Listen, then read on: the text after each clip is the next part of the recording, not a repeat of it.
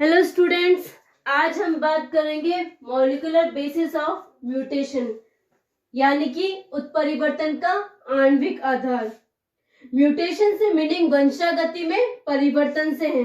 उत्परिवर्तन की क्रिया के अंतर्गत क्या होता है कि एक डीएनए मॉलिक्यूल में क्या होता है कि एक या अधिक नाइट्रोजन बेस पेयर्स यानी कि नाइट्रोजनिक क्षारक युग्मकों में क्या होता है कि परिवर्तन होता है। जो पेयर्स होते हैं बेस पेयरिंग, उनमें चेंजेस आते हैं। यदि केवल एक नाइट्रोजनिक बेस पेयर में अगर ये चेंजेस हो यानी कि नाइट्रोजनिक क्षारक युग्म में अगर ये चेंजेस होता है तो इसे क्या कहते हैं? पॉइंट म्यूटेशन यानी कि बिंदु उत्परिवर्तन कहते हैं। इसके जस्ट अपोजिट यदि एक से अधिक नाइट्रोजन बेस में अगर चेंजेस हो यानी कि नाइट्रोजन क्षारक में अगर चेंजेस हो तो इस प्रकार का जो म्यूटेशन होगा वो मल्टी साइट म्यूटेशन होगा यानी कि बहुस्थलीय उत्परिवर्तन। तो स्टूडेंट, सबसे पहले हम बात करते हैं पॉइंट म्यूटेशन यानी कि बिंदु उत्परिवर्तन होते क्या हैं। जो बिंदु उत्परिवर्तन होते हैं वो कौन कौन से होते हैं? डिलीशन, इंसर्शन, इन्वर्जन या फिर सब्स्टिट्यूशन। इनके द्वारा क्या हो सकता है? पॉइंट म्यूटेशन हो सकता है। सबसे पहले हम बात करते हैं बाय डिलीशन यानी कि हीनता द्वारा। इसमें क्या होता है? जनरली एक या अधिक नाइट्रोजनी क्षारकों का हटना या अलग होना।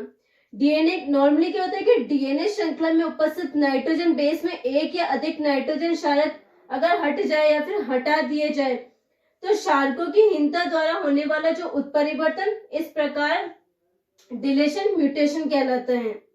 देन हम बात करते हैं इंसर्शन यानी कि बाय निवेशन द्वारा। इसमें क्या होता है कि एक या अधिक नाइट्रोजन जो बेस होते हैं, जो क्षारक होते हैं, वो जुड़ जाते हैं। देखा जाए तो डीएनए श्रृंखला में उपस्थित नाइट्रोजन क्षारकों में एक या अधिक नाइट्रोजन क्षारकों का या फिर जोड़ दिया जाए, उनको इंट्रोड्यूस करवा दिया जाए तो इस प्रकार का होने वाला जो म्यूटेशन होता है वो निवेशन द्वारा होने वाला उत्परिवर्तन यानी कि म्यूटेशन कहलाता है। थर्ड टाइप का जो होता है वो होता है बाय इंसर्शन यानी कि प्रतिलोमन। इसमें क्या होता है कि जो नाइट्रोजन जो बेस होते हैं वो अलग हो जाते हैं स्टार्टिंग में, और ये जो अलग हुए जो नाइट्रोजन जो बेसिस होते हैं, जो नाइट्रोजन जो क्षारक होते हैं, वो वापस इन्वर्टेड यानी कि प्रतिलोमित अवस्था में आकर के जुड़ जाते हैं उसी स्थान पर। इन द सेंस हम कह सकते हैं कि डीएनए श्रृंखला में उपस्थित नाइट्रोजन क्षारकों में कुछ भाग या खंड जो होते हैं वो पृथक होते हैं और वापस क्या होते हैं कि इन्वर्टेड कंडीशन में संलग्न यानी कि अटैच्ड हो जाते हैं। नॉर्मली हम देखते हैं कि नॉर्मल जो जीन होता है जिसमें कि सीक्वेंस होती है 1 2 3 4 5 6 7 8 तक सीक्वेंस होती है।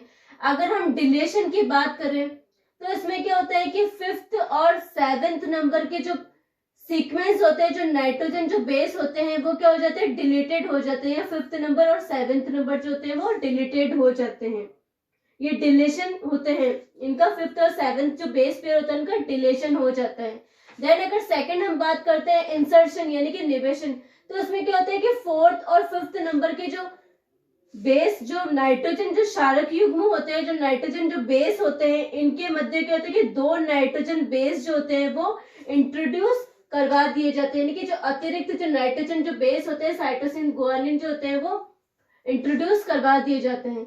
देन हम बात करते हैं, अगर एग्जांपल दें हम बाय इन्वर्जन का, तो इन्वर्जन में क्या होता है कि नॉर्मली जो होता है वो इनमें क्या होता है कि 4th और 5th जो नाइट्रोजन जो बेस पेयर होते हैं, सॉरी 3rd और जो 5th नंबर के जो होते हैं, इनमें क्या होता है कि इनके बीच में क्या होता है कि इन्वर्जन शो करा गया है। नॉर्मली जो 3rd नंबर पे जो होते हैं वो क्या होता है कि जो बेस पेयर होता है वो थायमिन के साथ एडेनिन होता है और 5th नंबर पे गुआनिन के साथ साइटोनिन होता है। लेकिन इन्वर्जन में क्या होता है कि गुआनिन 3rd नंबर पे क्या आ जाता है, यहाँ पे गुआनिन साइटोनिन आ जाता है, जबकि 5th नंबर पे क्या होता है कि एडेनिन तथा थायमिन आ जाता है। इस प्रकार हम देख सकते हैं कि इनकी क्या होता है कि 180 डिग्री पर रोटेट हो जाते हैं, कि इनका इन्वर्जन हो जाता है।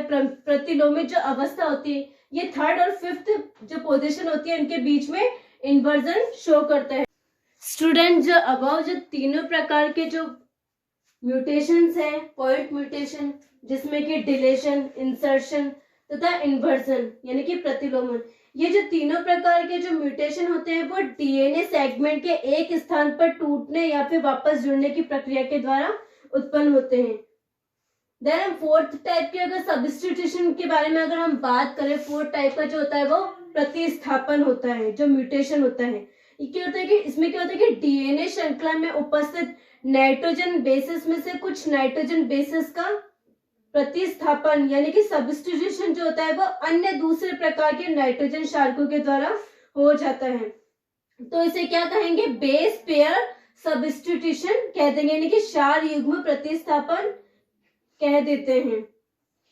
और इस प्रकार का जो म्यूटेशन होता है, जो उत्परिवर्तन होता है, वो डीएनए में रेप्लिकेशन के दौरान जो एरर्स होते हैं यानी कि दोष होते हैं उनके कारण उत्पन्न होता है। सब्स्टिट्यूशन जो म्यूटेशन होता है उसको फर्दर दो भागों में डिवाइड किया गया है, transition type of mutation and transversion type of mutation.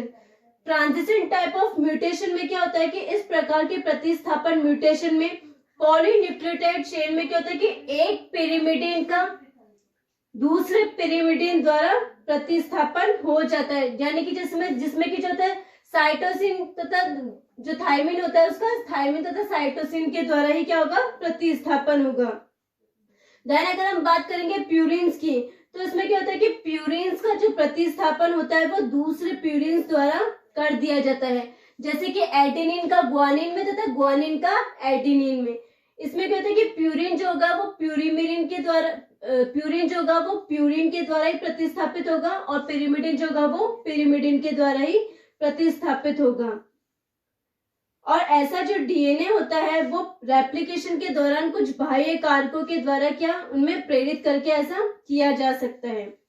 प्रतिस्थापन जो उत्परिवर्तन होता है उसमें एक टर्म होती है टोटोमेराइजेशन, इनके द्वारा संभव होता है।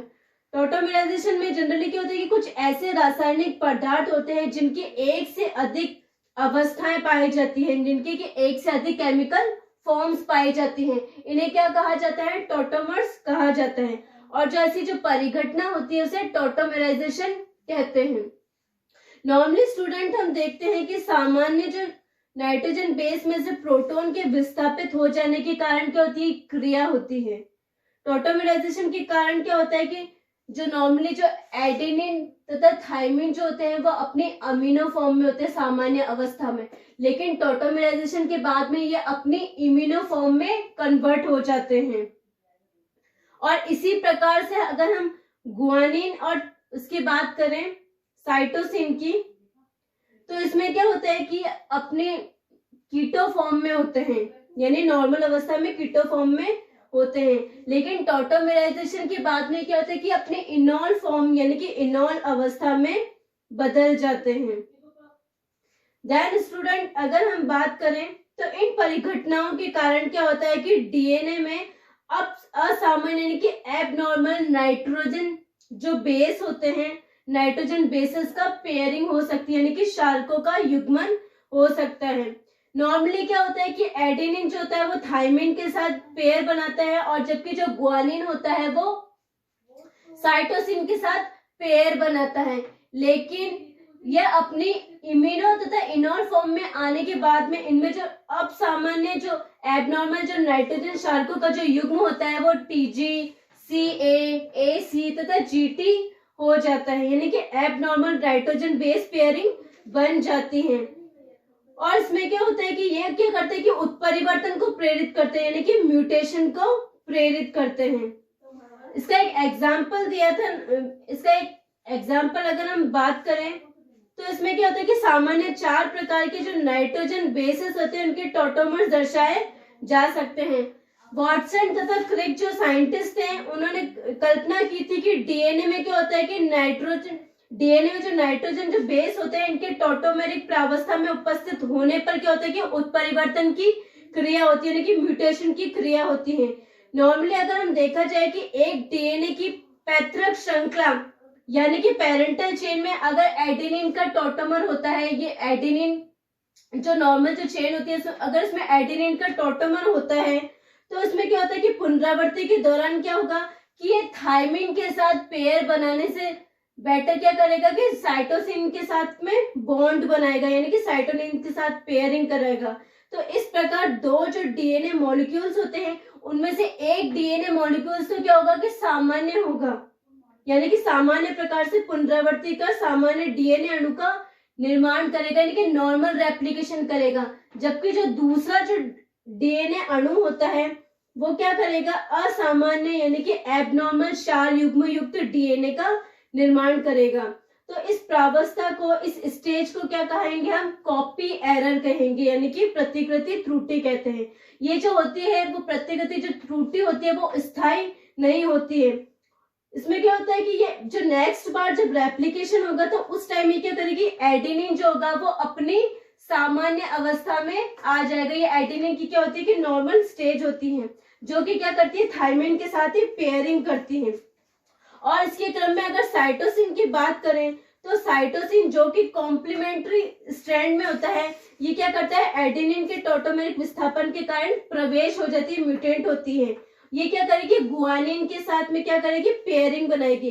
इस प्रकार जो एटी जो युग्म होता है वो जीसी युग्म में बदल जाता है।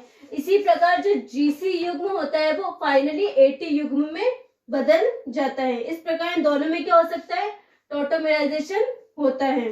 देन स्टूडेंट, अगर हम सेकेंड टाइप ऑफ सब्स्टिट्यूशन की अगर हम बात करें प्रतिस्थापन की, तो वो होता है ट्रांसवर्जन।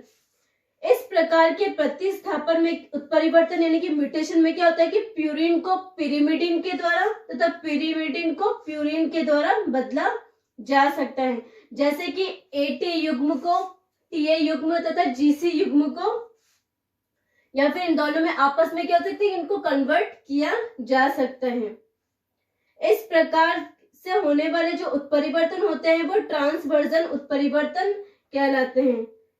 इथाइल इथेन जो सल्फोनेट होते हैं, इसके अलावा इथाइल मिथाइल सल्फोनेट और एल्किलाइटिंग कुछ एजेंट्स यानी कि कुछ कारक ऐसे होते हैं जो कि क्या करते हैं कि ट्रांसवर्जन की क्रियाओं को करने में सक्षम होते हैं।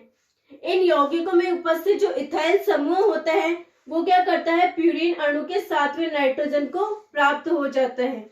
और नाइट्रोजन के एल्किलाइजेशन की प्रोसेस के थ्रू क्या होता है कि जो शुगर होती है, बेस शुगर जो होती है, उसका हाइड्रोलाइसिस यानी कि जल अपघटन हो जाता है। और नॉर्मली डीएनए श्रृंखला में क्या होता है कि जिसकी वजह से गैप का फॉर्मेशन हो जाता है। इस प्रकार रेप्लिकेशन फॉर्मेशन के टाइम क्या होता है कि चारों में से किसी एक क्षारक के प्रवेश की संभावना बन जाती है, यानी कि जो बेस पेयर होते हैं वो एंटर कर जाते हैं। नॉर्मली स्टूडेंट, दोनों प्रकार के जो सब्स्टिट्यूशन है यानी कि ट्रांजिशन और ट्रांसवर्जन है, इनमें क्या होता है कि ट्रांजिशनों की जो संख्या होती है वो अपेक्षाकृत ज्यादा पाई जाती है। हालांकि दोनों ही प्रकार के म्यूटेशन के कारण क्या होता है कि जीन्स के कोडोन में चेंजेस आ जाता है, जिसके कारण जो नया बनने वाला जो प्रोटीन होता है उसका सिंथेसिस जो होता है वो सामान्य की अपेक्षा परिवर्तित होता है, यानी कि वो नॉर्मल ना होकर के कुछ अदर प्रकार का हो जाता है, जिसकी वजह से उसका जो प्रभाव होता है वो फिनोटाइप यानी कि लक्षण प्रारूप में भी देखने को मिलता है। अगर ह्यूमंस में अगर हम बात करें इसके एग्जाम्पल की, तो उसका एग्जाम्पल है sickle cell anaemia. Sickle cell जो एनीमिया होता है वो बेस सब्स्टिट्यूशन के कारण ही होता है। ऐसा उत्परिवर्तन द्वारा प्रभावित जीन के एक क्षारक के हो जाने के कारण क्या होता है कि हीमोग्लोबिन का संश्लेषण जो होता है वो असामान्य प्रकार का होता है, जिसे कि क्या कहेंगे हम, सिक्कल सेल एनीमिया कह देंगे। और असामान्य प्रकार की जो हीमोग्लोबिन की जो बीटा चेन होती है उसमें क्या होता है कि ग्लूटामिक अम्ल के स्थान पर वैलिन जो अमीनो जो अम्ल होता है, वैलिन जो अमीनो अम्ल होता है उसके द्वारा प्रतिस्थापना की क्रिया होती है, जिसकी वजह से सिक्कल सेल जो एनीमिया जो होता है वो सिक्कल सेल जो हीमोग्लोबिन होता है उसका संश्लेषण हो जाता है। इसमें क्या होता है कि जो आरबीसी जो सेल्स होती है वो नॉर्मल साइज की ना होकर के सिक्कल शेप्ड की हो जाती है, जिसकी वजह से जो ऑक्सीजन की कंसंट्रेशन कम हो जाती है। और ऑक्सीजन की कंसंट्रेशन कम होने के कारण क्या होता है कि ब्लड का सर्कुलेशन जो होता है वो प्रॉपरली नहीं हो पाता है, यानी कि वेल मैनर्ड में ऑक्सीजन को कैरी नहीं कर पाती है।